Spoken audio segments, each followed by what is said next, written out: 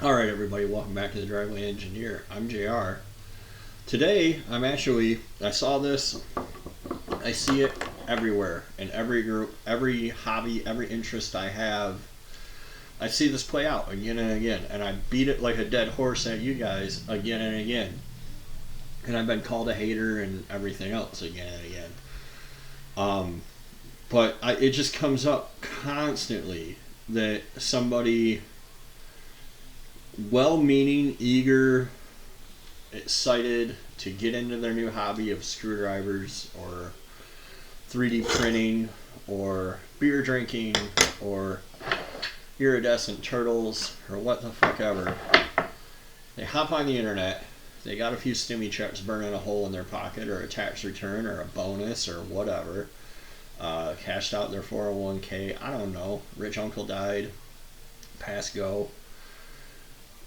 But that money's like burning a hole in their pocket, and their intentions are just through the roof, right? And they want everything. They want the best screwdriver that can undo every screw in the world in one. And then you see, they take their shit all. So I see it in gardening, right? People rip up their whole yard, and instead of starting with a little plot and figuring out what they're good at and if they like it and if it's gonna work, they rip their whole yard up and they buy all this shit and they buy poles for a greenhouse, and then before you know it, it's 2 years later and the shit's all in a heap and they're like, I need to sell this. And we see it in the car world all the time. And I feel bad for these people, right? So the point of this is that I bought a Cummins engine. I'm going to be putting it in a Ford. You guys are going to see that video tomorrow. That's what I'm up here for. So I joined these new to me communities, right? And what do I see but, some poor bastard, Keen Ranch, zero rust, ceramic coated, blah, blah, blah, 24 valves, 0 miles, 150 horsepower injectors, super duper turbo, studded, billet taffet cover, and I clicked this guy's name, right? And it's all like people telling him buy these fancy things through the years. Since 2021 he's been here, right? And he's been just, steadily accruing shitty advice and parts, and he's in over his head. He was in over his head from the start, right? It is far, far, far easier to take something all apart than it is to put it back together. Trust me, I know. It seems like a nice truck, right? Like, it's not a fire sale. I'm considering selling this to avoid buying the new one, to avoid financing the new one. What do I always say? This ends with you going down and buying a Challenger or a 5th gen and cutting the muffler off. And it's the same in every community, right? This best ever swap ends with him just financing a truck that already works, right? And the first comment here is old Bob. Tried selling mine for 25. It's 35Ks in parts and pieces. Keyboard commandos come along and tell us it's worth 5K. If that's the case, I asked them where I can buy them. Shit, can't even buy my turbos for 5K.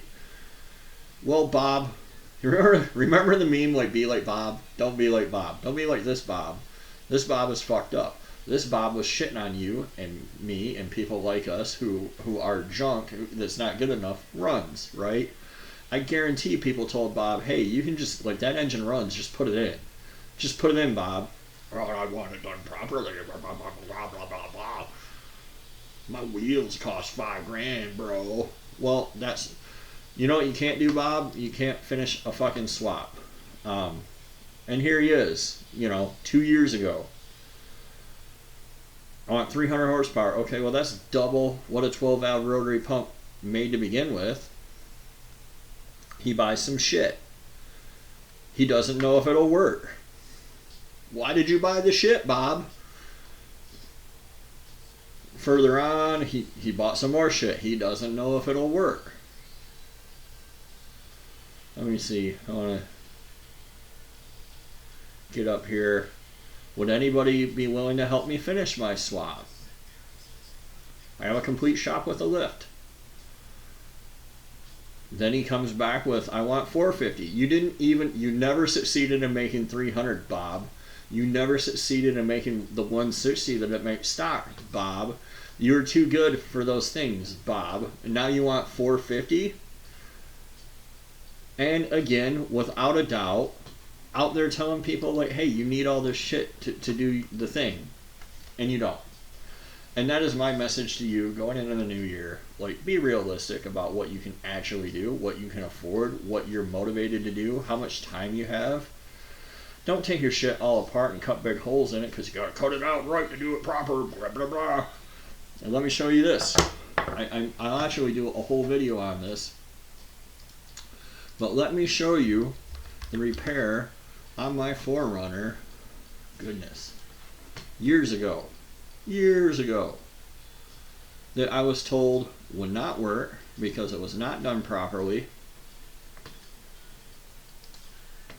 This is a Harbor Freight welding blanket, which is fiberglass and some fiberglass resin, over the rust holes in my 4Runner, which I then proceeded to, yeah, it looked very bad before I sanded it and bonded it and made it nice, and then it looked like this.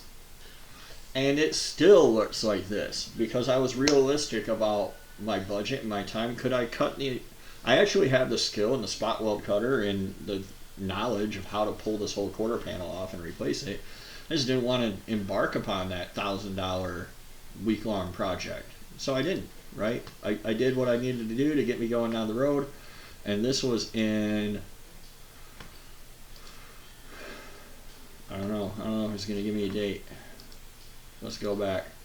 It was in 2020, 21, 2020. This is in August of 2020. And like my 4Runner still works. My quarters are still on it. Everything is still fine. So, you know, be realistic about what you can do. Be realistic about what you're willing to do. Be realistic about how long you're willing to take. And don't turn your shit into parts rigs, people. Don't. Just don't. Look at old Daryl. Look at old Daryl. 8 years ago. 9 years ago. This is like literally 5 minutes after I bought it in Arkansas.